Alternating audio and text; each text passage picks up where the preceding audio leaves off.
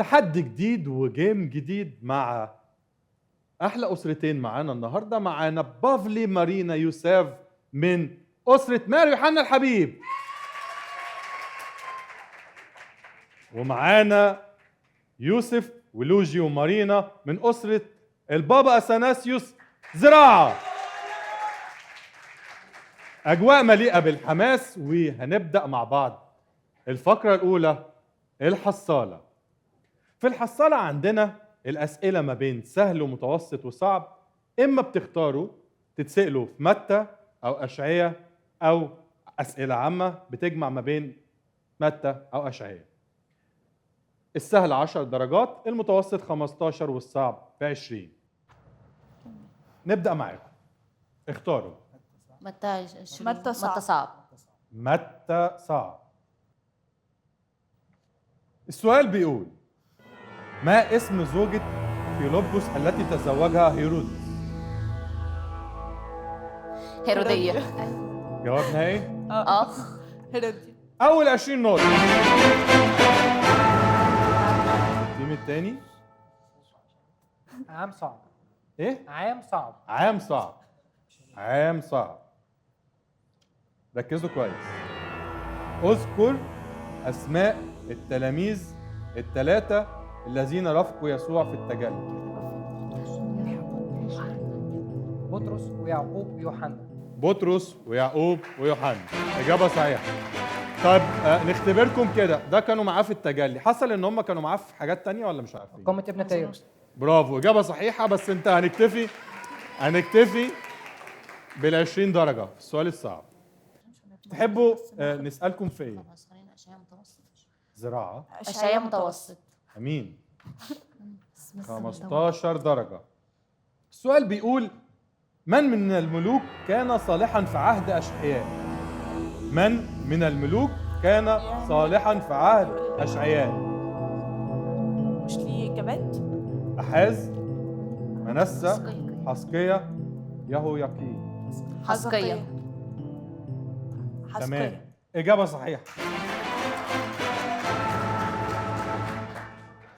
السؤال لكلية تجارة. أسرة تجارة ماري يوحنا، اختياركم. متى متوسط 15 درجة. السؤال بيقول: أين ذهب يسوع بعد العشاء الأخير؟ بيت عنيا، الهيكل، جبل الزيتون، كفر نحوم.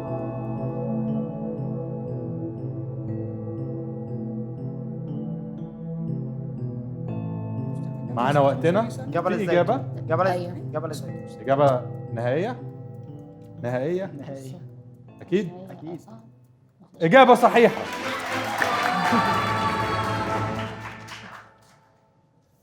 أشعياء صعب. أشعياء صعب.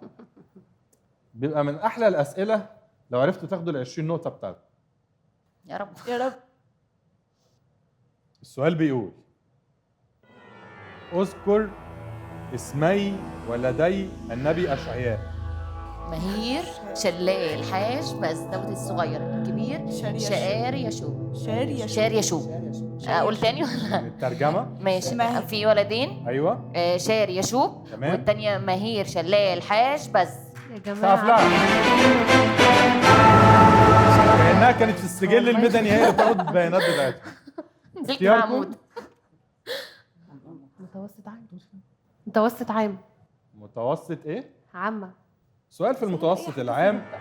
سكان العلاء هم مادي وفارس، الأمم، الرومان، بابل العظيمة. ركز. هو إذا كان مكتوب 15 درجة، إما يكونوا في صالحكم. مادي وفارس. جواب نهائي بعد مشورة. إجابة خاطئة. الفريق الثاني، انتوا لسه معانا في إجابة ولا لأ؟ أيوة. إجابة الأمم. إجابة خاطئة. والإجابة هي بابل العظيم. معانا اختيار ليكم من الاختيارين. ناخد إيه؟ معانا اختيار جديد، يكون اختياركم في إيه؟ احنا دلوقتي احنا عندنا اخترناش كله عامة سهل. خالص. نختار عامة خالص؟ عم سهل. عامة أسئلة؟ سهل. عم سهل. اخترناش طيب. عامة خالص. في 10 درجات.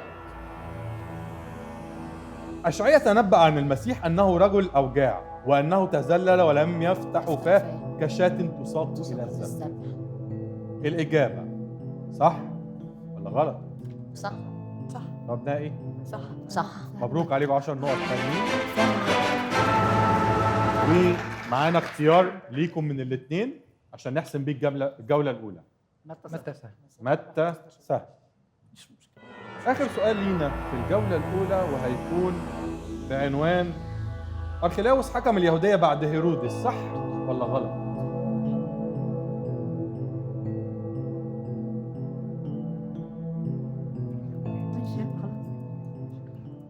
ها؟ إجابة صحيحة. إجابة صحيحة؟ إجابة صحيحة. النتيجة هي ماريو حنا تجارة 45 نقطة. البابا أثناسيوس زراعة 65 نقطة. وننتقل للجولة الثانية. ورجعنا تاني ليكم وكان الفارق 20 نقطة. ولو ركزنا كل إجابة هتتقال في الجولة الثانية تمنها 20 نقطة. ولو جاوبناها غلط ماينس 10 درجات. فبالتالي لازم نكون مركزين كويس قوي مع سورة في آية. ونبدأ أول سورة. في عوامل مساعدة معانا لو ركزنا. كلمة موت، فم، قضيب. هل حد هيبادر بالإجابة؟ تايم. هو احنا كنا شاكين صح بس لو شاكك في الإجابة قول. ماينس لو مش متأكد. شاكك؟ حافظ على الدرجة. الإجابة هي بل يقضي بالعدل للمساكين ويحكم بالأنصاف لبائس الأرض ويضرب الأرض بقضيب فمه ويميت المنافق بنفخة شفتيه. أشعياء 11:4. نركز يا شباب ومعادنا مع السورة الثانية. فيها عوامل مساعدة زي كلمة ترنم، سماوات، ابتهاج، جبال. كده سهلتها. مين اللي هيعرف يخطف ال20 نقطة؟ لو خطفتوها هتبقوا متعادلين.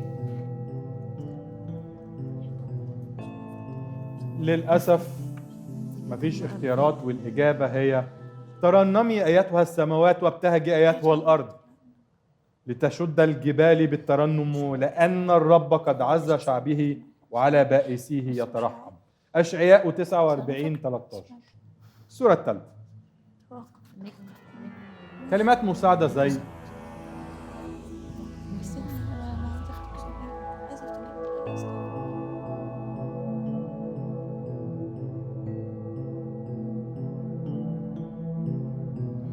مفيش أي إجابة.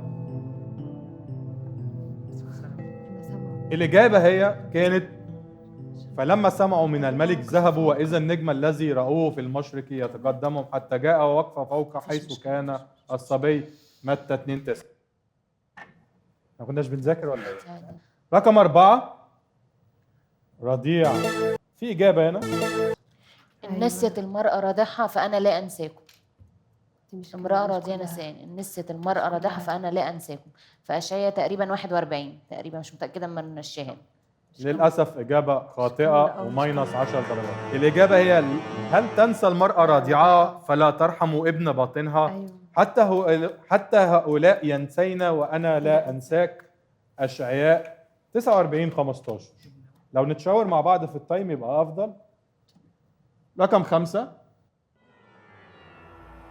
عندنا كلمات بتساعدنا أكتر لحل اللغز زي شفاعة، موت،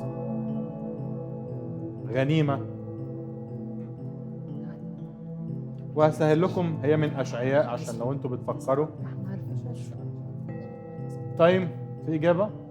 الإجابة هي نركز القول الكتابي في أشعياء 53:12 لذلك أقسم له بين الأعزاء ومع العظماء يقسم يقسم غنيمة من أجل أنه سكب للموت نفسه وأحصى مع إثمه وهو حملا خطية كثيرين وشفع في المذنبين. لذلك أقسم له بين الأعزاء ومع العظماء، يقسم غنيمة من أجل أنه سكب للموت نفسه وأحصى مع إثمة وهو حملا خطية كثيرين وشفع في المذنبين. أشعياء 53:12. سورة رقم 6، ومن فضلكم حاولوا تستفادوا بالنقط الجولة دي. في كلمات مساعدة زي رفع، عيون، ناظرا، اجتماع. لو ركزتوا في كلماتها هتعرفوا تطلعوا بمطلع الآية. وبرضه هي من أشعياء. في إجابة؟ نروح؟ بقول كده. الإجابة هي ارفعي عينيك حواليك وانظري كلهم قد اجتمعوا أتوا إليك، حي أنا يقول الرب، إنك تلبسين كلهم كحلي وتنتقين بهم كعروس. أشعياء 49:18. الإجابة الوحيدة اللي قلتوها في ال7 أسئلة كانت غلط و-10. انا غلطانه ان انا قلت 6. نركز معانا. رقم 7 عندنا كلمة عدم وخزي ووجه وعون، ودي في أشعياء اللي انتوا بتجاوبوا منه.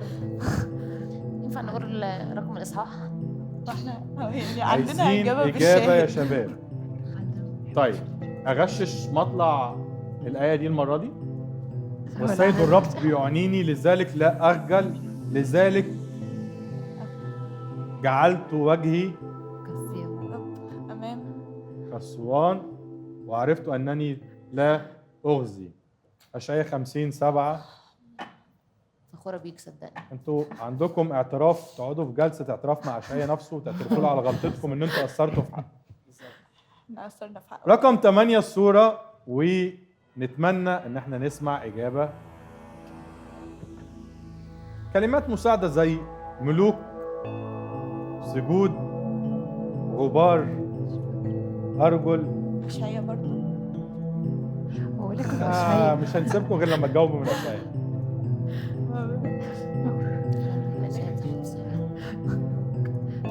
لو ركزتوا معايا وقلتوها بسرعة أنا هسيب آخر 3 كلمات، اللي هيجاوبهم هديله 20 درجة. يلا كادو بقى مني ليكم بقى. فازيون أهو. هقف عند كلمة الذي. ويكون الملوك حاضنيك وسيادتهم مرضعاتك بالوجوه إلى الأرض، يسجدون لك ويلحسون غبار رجليك، فتعلمين أني أنا الرب الذي لا يغزى منتظرون. امين. انا كنت بقرا مع نفسي الكتاب في البيت. اشعياء 49:23، وهنخش على 9 اخر نور العالم. اخر سؤالين ركزوا معايا. لا استنى. قص الارض. مساعده كلمه اقصى الارض خلاص نور، ودي اسهل ايه اعتقد ممكن تفكروا فيها. 20 درجه يتعادل يضاعفوا المكسب.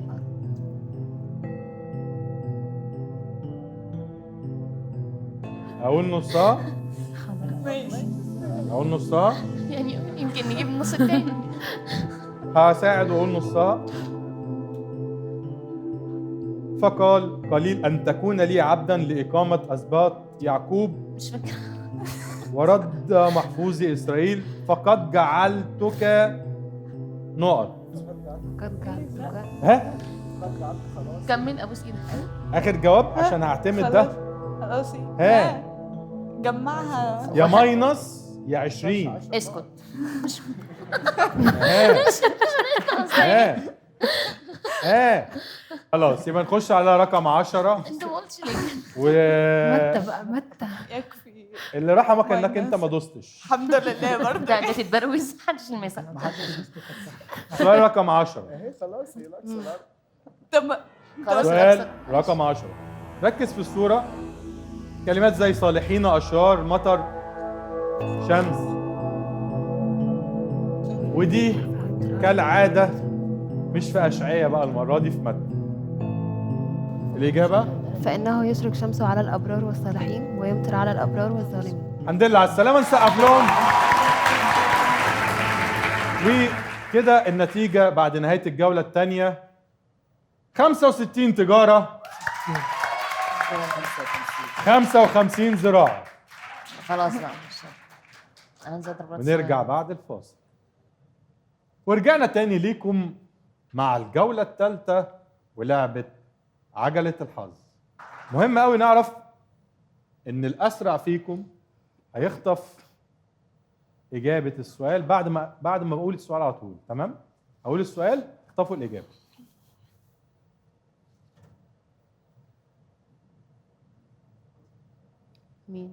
مين؟ أنا بس دوست على طول كده احنا دلوقتي. مين اللي قال ضعي ابني هذين واحدا عن يمينك وواحدا عن شمالك؟ اسمع اجابه. ام يعقوب ويوحنا اولاد زبدي قالتهم للسيد المسيح. واسمها سلومي.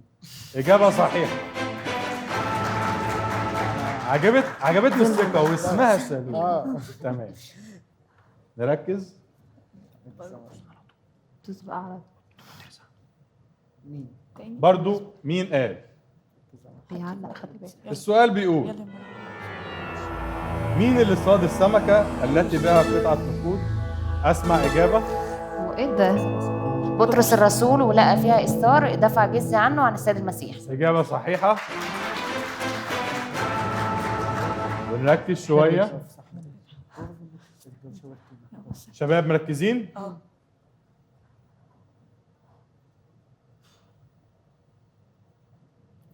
كفايه مين قال. فين حصل؟ فين حصل؟ انت عارف يوسف ركز. السؤال بيقول أين ستأتي سفن ترشيش؟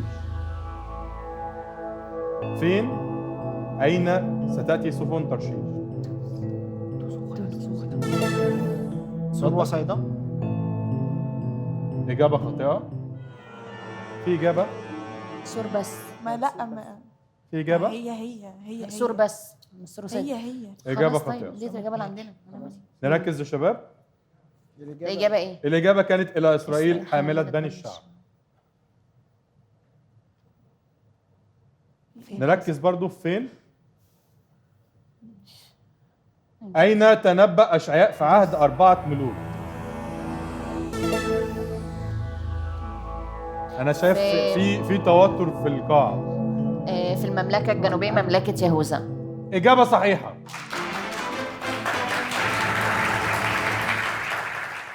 لسه معانا آخر فرصة.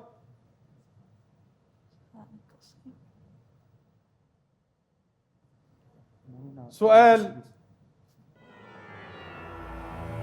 بيقول، نركز. ما هي الأعذار الثلاثة التي قدموها المدعون في مثل عرس ابن الملك لرفضهم تلبية الدعوة؟ هنا الأسئلة. ايه بقى؟ إيه الثلاثة؟ آخد إجابة؟ تاجر. إحنا عدينا الوقت، ممكن تاخد إجابة على طول. تاجر. تجارة؟ واحد قال انا هتجوز. لأ. مش هينفع يسيب امراته. لأ.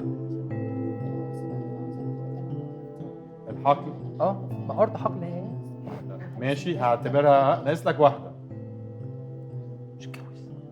ثالثة مش عارف.